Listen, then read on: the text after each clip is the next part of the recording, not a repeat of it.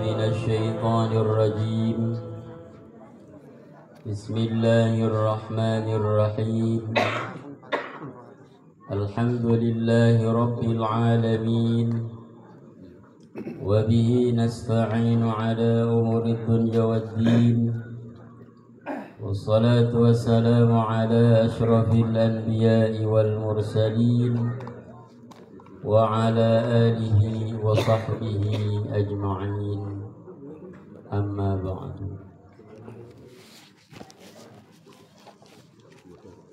فقد قال الله تعالى في محكم كتابه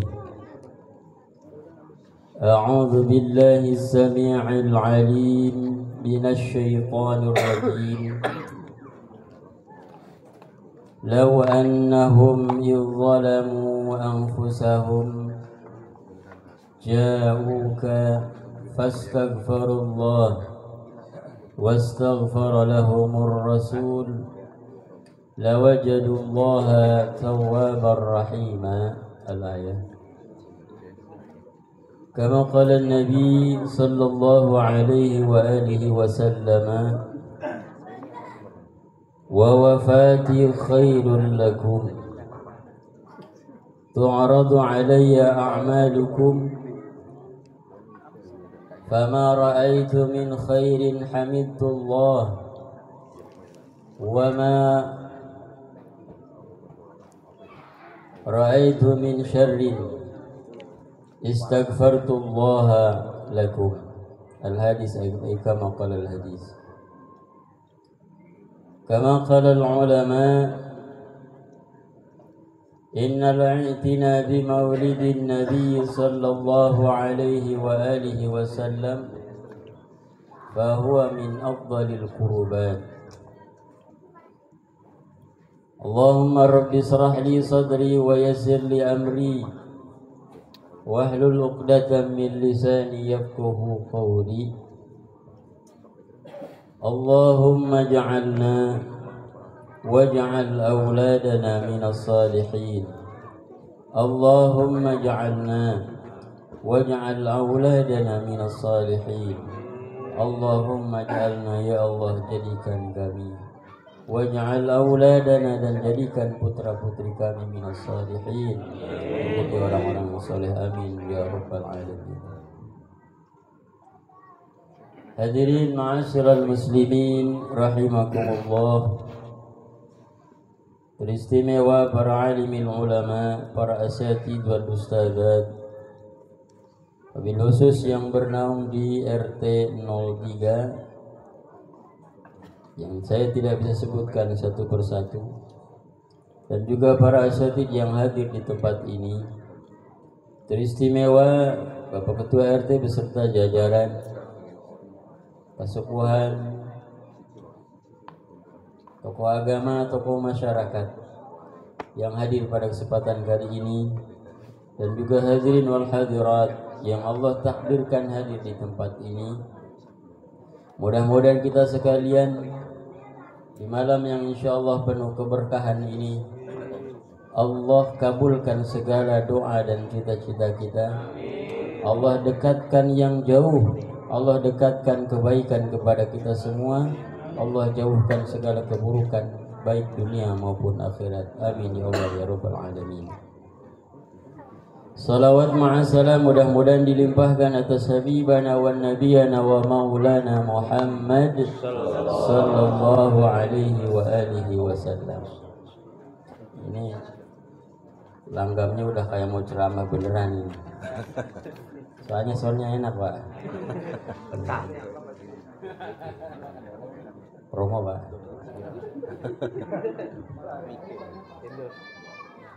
Baik, hadirin rahimakumullah. Kita sepakati dulu mau sampai jam berapa? Nah, 10 aja ya. Nah, 10 lewat dikit wajar lah. Karena besok juga masih ada. Di mana besok, Pak?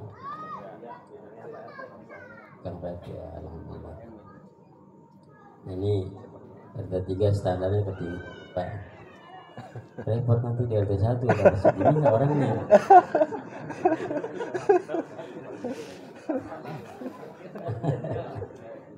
Mudah-mudahan alhamdulillah. Ini luar biasa.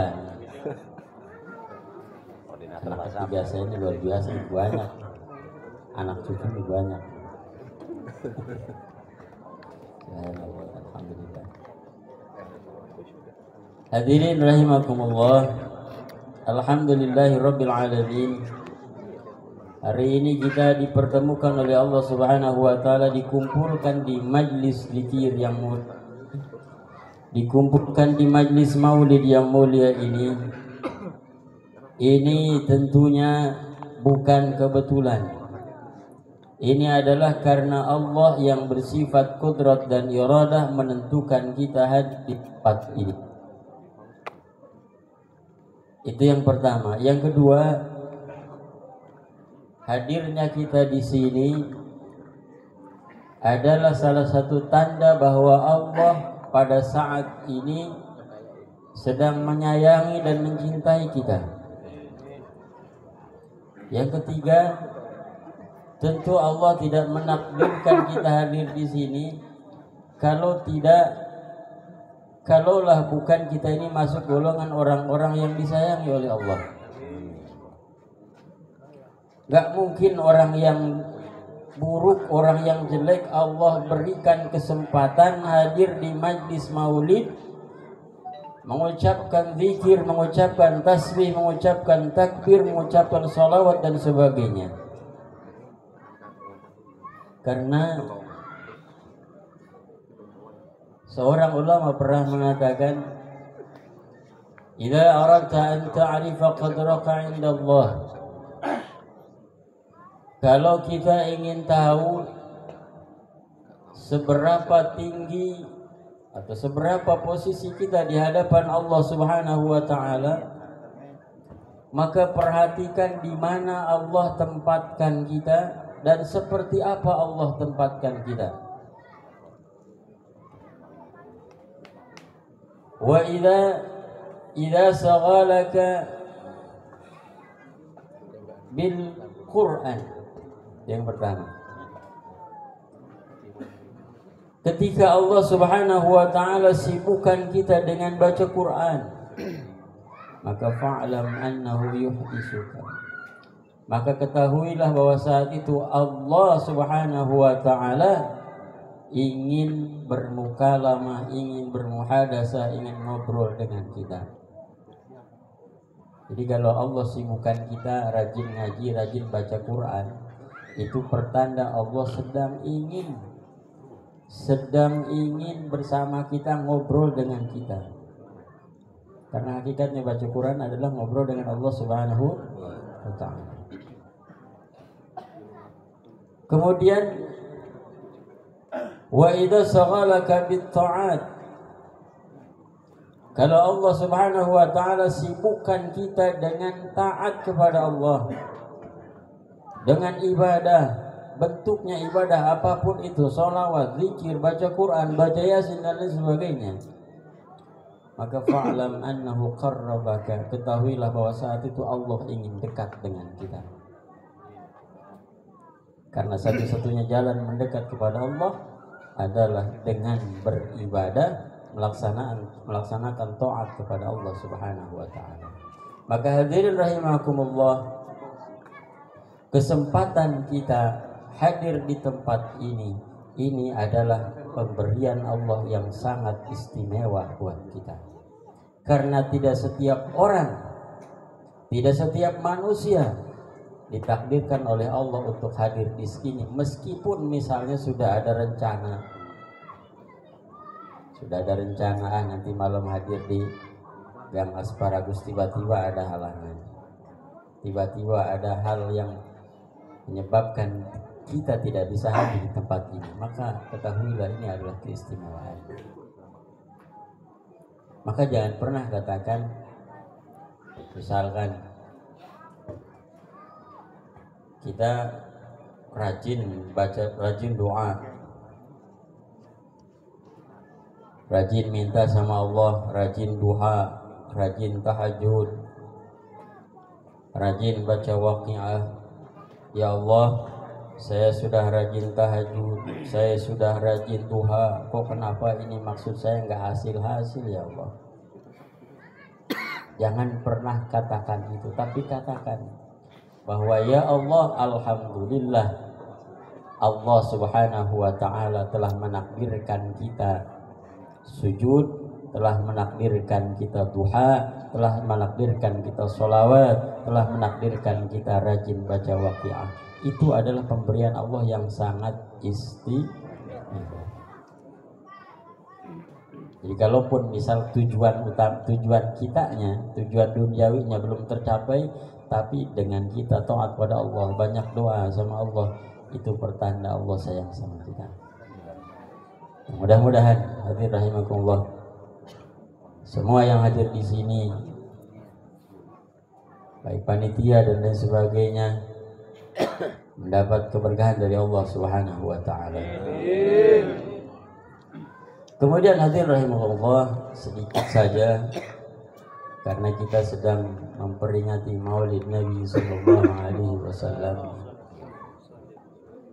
Sekelumit di antara keistimewaan Nabi sallallahu alaihi wasallam adalah bisa menjadi perantara agar dosa-dosa kita diampunkan oleh Allah Subhanahu wa taala.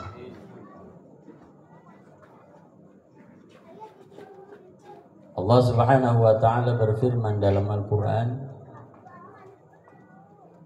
mohon koreksi kalau saya salah, law annahum idzalamu anfusahum, yang artinya wallahu alam bil murad, law annahum, seandainya hum, umat manusia, umat Nabi Muhammad sallallahu alaihi wasallam, idzalamu anfusahum, mereka ini zalim kepada dirinya. Garis miring, zalim kepada dirinya itu adalah berbuat maksiat, mengingkari perintah Allah Subhanahu wa taala. Itu adalah zalim lin nafsi. Karena sejatinya kalau kita bermaksiat, meninggalkan kewajiban-kewajiban kita yang telah Allah berikan kepada kita, melanggar seluruh larangan yang dilarang oleh Allah, sejatinya itu kita zalim pada diri kita, Pak. Kita tidak sholat, zalim pada diri sendiri.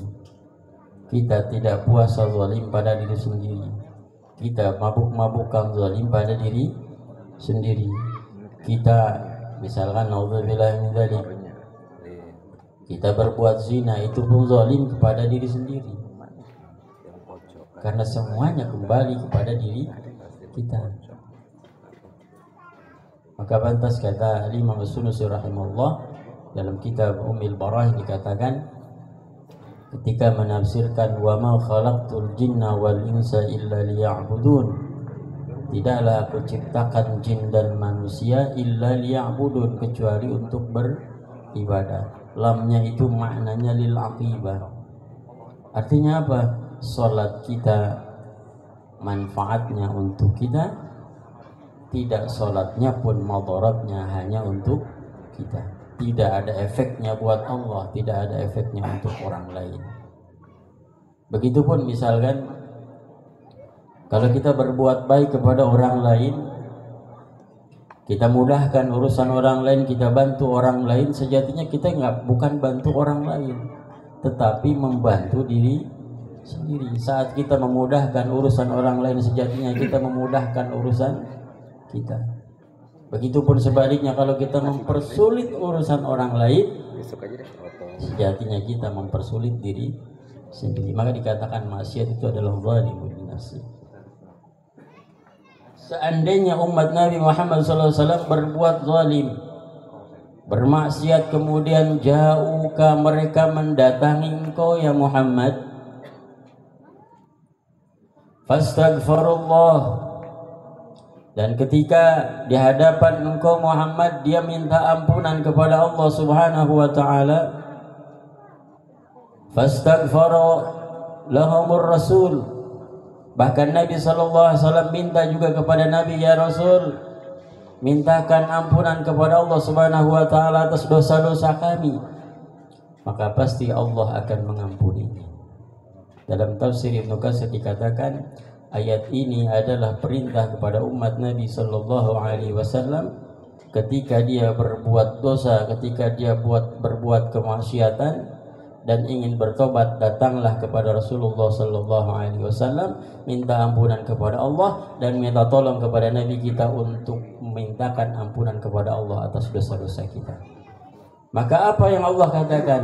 La wajadullaha tawwabar rahima. Maka pasti kita akan menemukan bahwa Allah menerima taubatnya dan merahmati kita semua. Kemudian ada pertanyaan, itu kan kalau Nabi masih hidup, bagaimana kalau Nabi sudah meninggal? Ada satu hadis yang diriwayatkan oleh Al-Imam Al-Bazzar rahimahullah. Hadis ini disahihkan oleh para ulama ahli hadis, termasuk Al-Imam As-Suyuti, Al-Hafidh Ibnu Hajar Al-Haytami, Al-Hafidh Ibnu Katsir dan lain sebagainya. Adapun seperti ulama-ulama zaman sekarang, Syekh Albani mendoibkan bahkan memaudhu'kan, itu terpatahkan karena yang didoibkan salah satu perawinya adalah perawi daripada hadis-hadis Muslim, riwayat Muslim yang sahih, itu terbantahkan. Maka melihat kondisi seperti itu, maka hadis ini dikatakan sahih, minimal hasan. Mana hadisnya? Tadi saya bacakan. Kata Nabi sallallahu alaihi wasallam, wa wafati khairul lakum. Wafatku, kata Nabi sallallahu alaihi wasallam, khairul lakum, itu lebih baik buat kita. Ada kebaikan dalam wafatnya Nabi sallallahu alaihi wasallam. Seperti apa? Wallahu a'lam bishawab. Namun para ulama memperkirakan bahwa kenapa dikatakan wafatnya Nabi lebih baik buat kita, karena merujuk pada ayat tadi, kalau kita mau tobat mesti datang kepada Rasulullah sallallahu alaihi wasallam. Sedangkan sekarang Nabi sudah wafat secara lahiriahnya. Dan kalaupun masih hidup, kita tinggal di Indonesia, Pak, mau tobat harus menghadap Nabi supaya cepat diampuni oleh Allah. Antriannya kapan dapatnya? Saya sendiri kalau lihat pas Covid itu tahun berapa ya? 2064 kalau nggak salah. Udah umur berapa ini? Mudah-mudahan ya semua kita ngalamin ziarah ke tanah suci Mekah Madinah. Amin. Sampai mana tadi? Itu kata para ulama begitu. Maka wafatnya Nabi bagi kita ada nilai kebaikan bagi kita. Kenapa begitu? Kata Nabi SAW, tu'radu alayya a'malukum. Meskipun aku sudah wafat, kata Nabi, Allah perlihatkan amal-amal kalian semua. Amal kita ini diperlihatkan oleh Allah kepada Nabi kita Muhammad SAW. Saking sayangnya Allah, saking sayangnya Nabi kepada kita. Mungkin bahasa kitanya, ya Allah, ini amal-amal orang garasi jangan langsung dicatat dulu, jangan langsung dibawa dulu, kesayain dulu, biar ketahuan nih mana nih. bahasa saya itu mah ya, bukan bahasa ulama. Allah perlihatkan amal kita, maka pantas para ulama malu berbuat kemaksiatan. Kenapa? Malu sama Rasulullah Sallallahu Alaihi Wasallam, orang yang kemarin diceritakan oleh Gus Rojak betapa sayangnya kepada kita. Tidak ada yang melebihi sayangnya Rasulullah Sallallahu Alaihi Wasallam kepada kita, meskipun mungkin istri kita, meskipun mungkin orang tua kita, apalagi cuma tetangga.